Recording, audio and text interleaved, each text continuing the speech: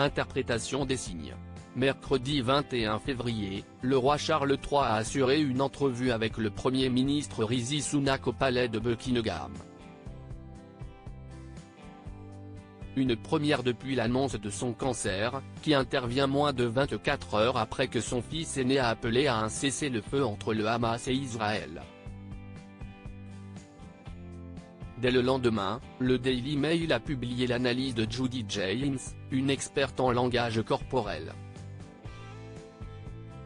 D'après la Britannique, le monarque aurait laissé paraître quelques signes de fragilité. Subtil, certes, mais bien présent. L'experte décrit un souverain avec un regard fatigué, et constate la présence de cernes sous ses yeux. Depuis le début de son traitement, le visage du roi aurait l'air plus mince.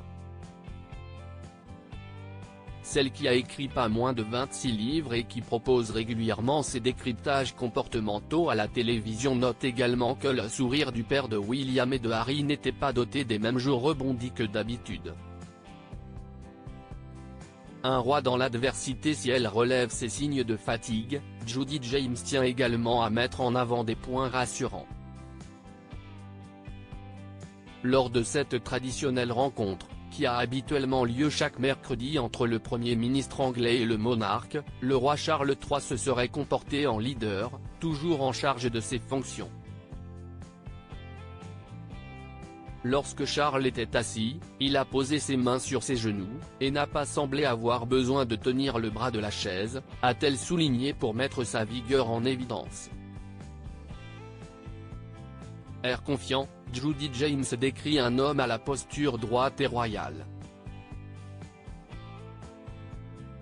Visiblement touché par la présence du roi malgré les circonstances, Rishi Sunak a tenu à lui adresser quelques tendres mots. Merveilleux de vous voir en si bonne forme, a-t-il lancé durant la rencontre filmée et rediffusée, avant de lui assurer, le pays est derrière vous. Face à tant de soutien, le roi Charles III a alors confié sans détour avoir reçu de merveilleux messages et cartes. La plupart du temps, j'en ai pleuré, a-t-il conclu, royalement. Article écrit en collaboration avec 6 médias. Crédit photo, agence.